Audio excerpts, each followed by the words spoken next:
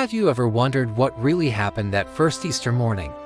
The resurrection of Jesus is the cornerstone of Christian faith, but is there any actual evidence for it? Beyond faith, beyond belief, what does history tell us? Today, we're going on a journey to explore one of the most debated events in human history. We'll look at the historical sources, examine the arguments, and unpack the evidence for and against the resurrection of Jesus. This isn't just about theology, it's a historical investigation. So, grab your coffee, get comfortable, and let's dive deep into the mystery that has captivated scholars, skeptics, and believers for 2,000 years. First, let's set the stage. Jesus of Nazareth was a real historical figure. This is a point of consensus among nearly all historians, regardless of their personal beliefs. Sources from both inside and outside the Bible, like the Roman historian Tacitus and the Jewish historian Josephus, confirm his existence, his crucifixion under Pontius Pilate, and the fact that he had followers who believed he was the Messiah. So, we're starting with a historical person, not a mythical character. The crucifixion itself is one of the most well-attested facts of the ancient world. But what happened next? The New Testament Gospels Matthew, Mark, Luke, and John are our primary sources. While they are faith documents, historians analyze them as ancient biographies. They tell us that after Jesus was crucified, he was buried in a tomb owned by a man named Joseph of Arimathea.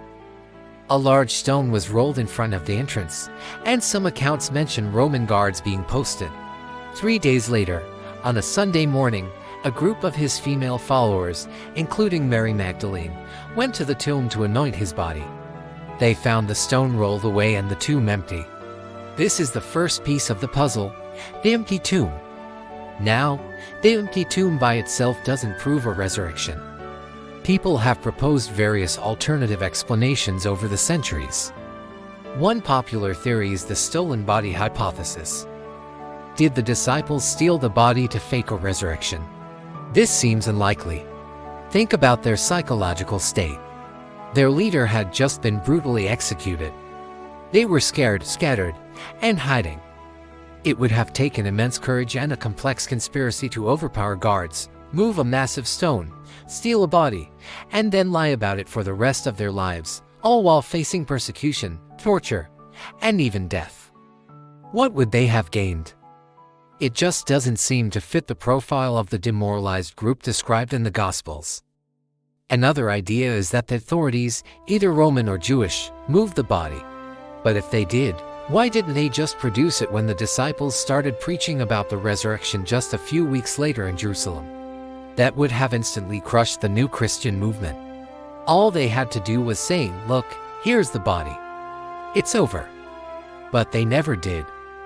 Instead, the historical record shows they arrested and persecuted the apostles for preaching that Jesus was alive. Their reaction suggests they didn't know where the body was either. So what about the idea that the women went to the wrong tomb? This is also a difficult argument to sustain.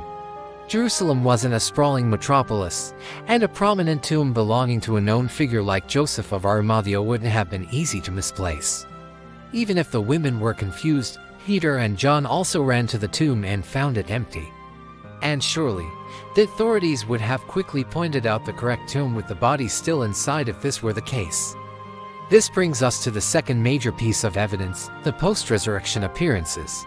The empty tomb is one thing, but the Gospels and the letters of Paul record numerous appearances of the risen Jesus to different people at different times. This wasn't just a fleeting glimpse. Paul, in his first letter to the Corinthians, written around 55 AD, just 2 decades after the event, lists a series of appearances.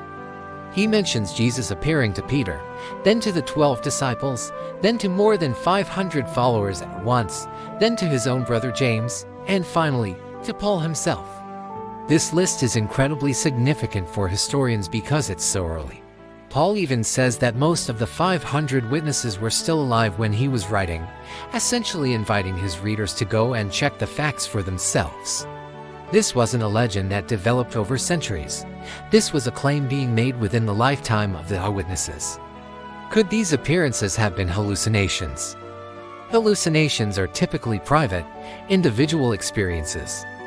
It's extremely rare, if not impossible, for a large group of over 500 people to have the exact same hallucination at the same time.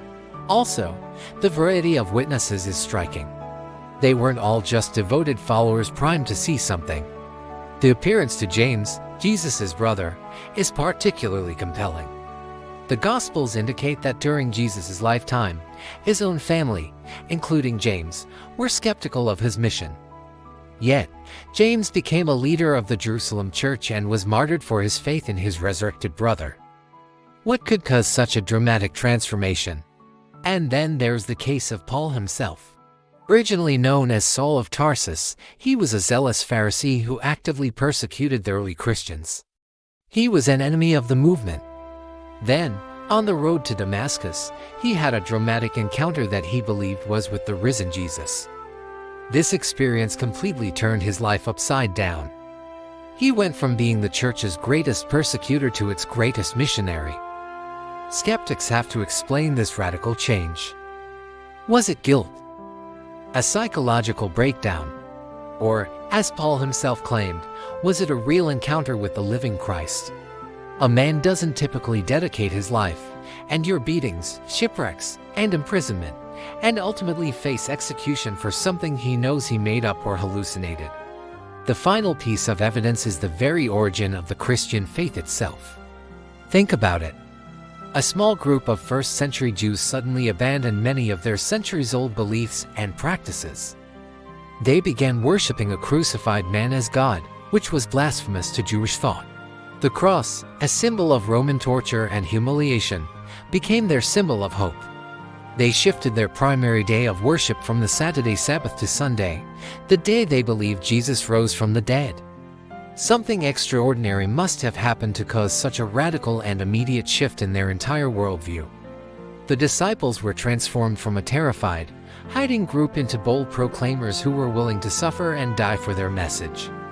The belief in the resurrection wasn't a footnote. It was the engine of the entire Christian movement. Without it, there's no Christianity. As Paul wrote, "If Christ has not been raised, our preaching is useless and so is your faith." The very existence and explosive growth of the early church in the face of intense opposition is a historical phenomenon that demands an explanation. So when we put it all together, the empty tomb that was never refuted, the multiple early and varied post-resurrection appearances to individuals and large groups, and the radical transformation of the disciples, including skeptics like James and an enemy like Paul, we are left with a powerful case. No single piece of evidence is a silver bullet, but the cumulative weight points towards something incredible.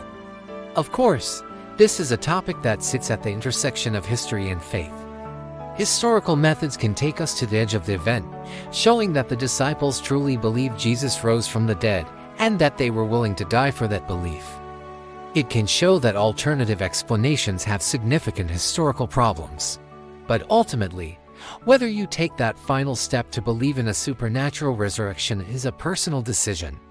What we've done today is look at the historical data. The evidence suggests that the simplest and most historically coherent explanation for the empty tomb, the appearances, and the birth of the Christian church is that the disciples were telling the truth: Jesus was raised from the dead. It's a claim that changed the world, and to millennia later, it continues to challenge us to investigate and decide for ourselves. Thanks so much for joining me on this deep dive. What are your thoughts on the evidence? Let me know in the comments below. And if you found this exploration interesting, please hit that like button and subscribe for more content that makes you think. See you in the next video.